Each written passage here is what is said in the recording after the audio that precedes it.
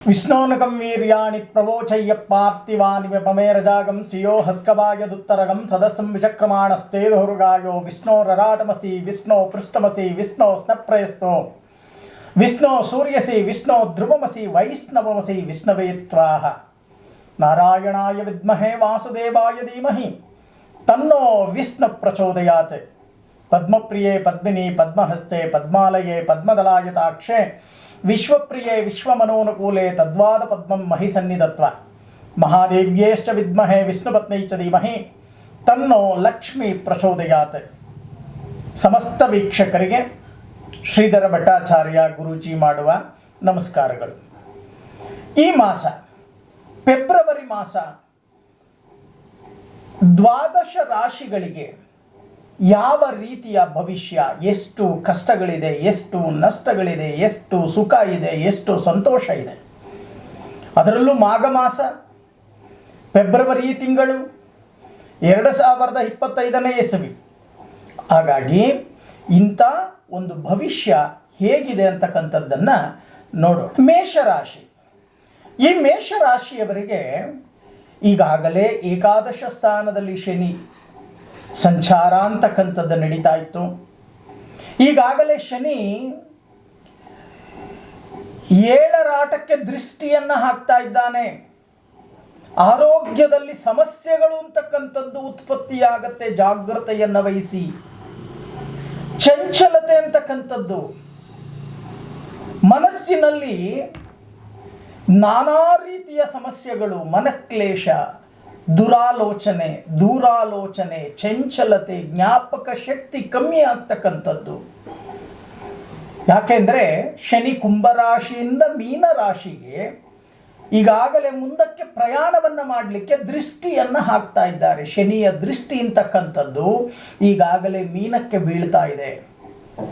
ಇನ್ನೊಂದೇ ತಿಂಗಳು ಶನಿ ಮೀನರಾಶಿಗೆ ಪ್ರವೇಶವನ್ನು ಮಾಡಿಬಿಡ್ತಾನೆ.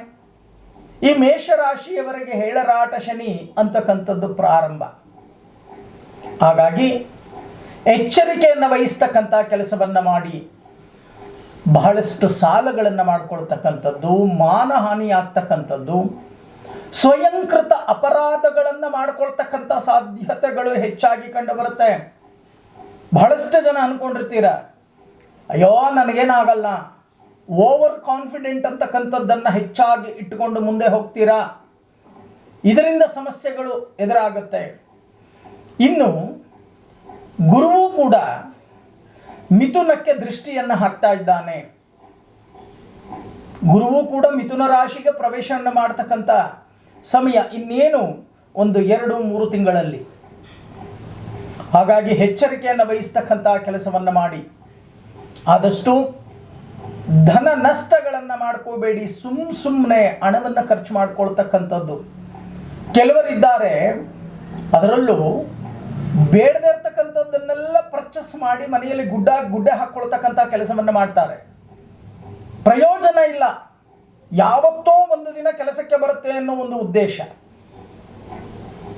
ಆದರೆ ಮಹಾಲಕ್ಷ್ಮಿಯ ಕೊರತೆ, ಆರ್ಥಿಕ ಪರಿಸ್ಥಿತಿ ಅಂತಕ್ಕಂಥದ್ದು ಒತ್ತಡಕ್ಕೆ ಸಿಲುಕೋಬೇಕಾಗುತ್ತೆ. ನೀವು ಎಚ್ಚರಿಕೆಯನ್ನು ವಹಿಸ್ತಕ್ಕಂಥ ಕೆಲಸವನ್ನು ಮಾಡಿ. ಈ ಮಾಸದಲ್ಲಿ ನೀವು ಮಾಡ್ತಕ್ಕಂಥ ಒಂದು ಪರಿಹಾರ, ಪ್ರತಿ ಗುರುವಾರ ಔದುಂಬರ ವೃಕ್ಷಕ್ಕೆ 18 ಪ್ರದಕ್ಷಿಣೆಗಳನ್ನು ಮಾಡಿ ದೀರ್ಘದಾಂಡ ನಮಸ್ಕಾರವನ್ನು ಮಾಡ್ತಕ್ಕಂಥದ್ದು.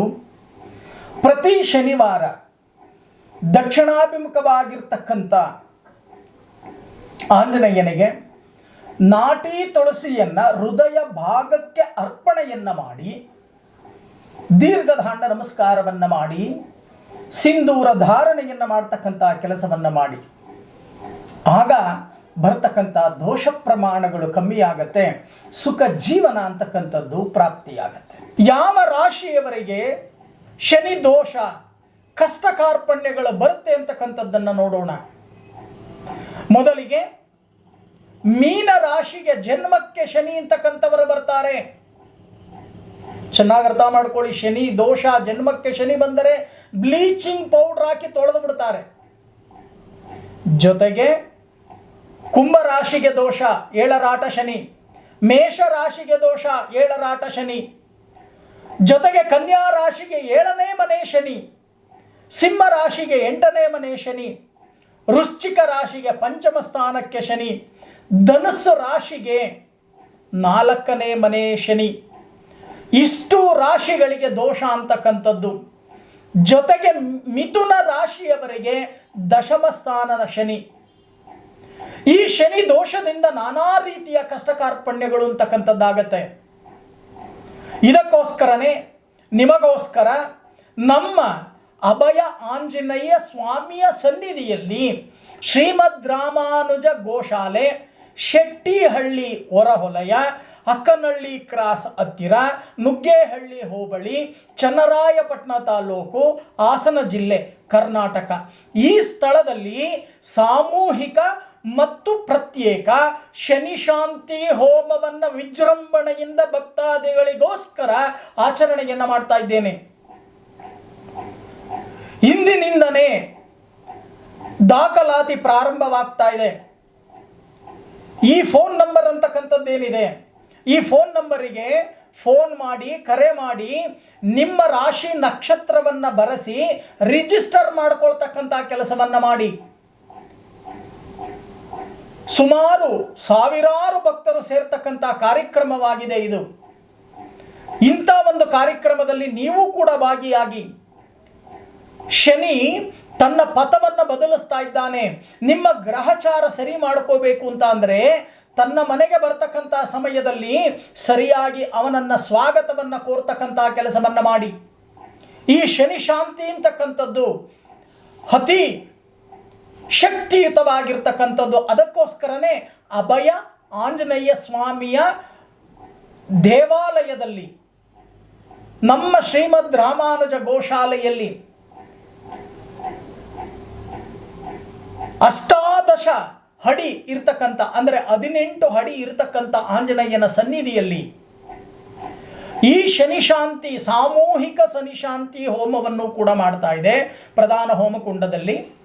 ಇಲ್ಲ ಗುರುಗಳೇ, ನಮ್ಮದು ಜನ್ಮಕ್ಕೆ ಬಂದ್ಬಿಟ್ಟ ಶನಿ, ಸಪ್ತಮಕ್ಕೆ ಬಂದ್ಬಿಟ್ಟ, 7ರಾಟ, ನಾವು ತತ್ತರಿಸ್ತಾ ಇದ್ದೀವಿ ಅನ್ನೋರಿಗೆ ಪ್ರತ್ಯೇಕ ಹೋಮಕುಂಡವೂ ಕೂಡ ಇದೆ. ನಿಮ್ಮ ಕುಟುಂಬಕ್ಕೆ ಮಾತ್ರ ಒಂದು ಪ್ರತ್ಯೇಕ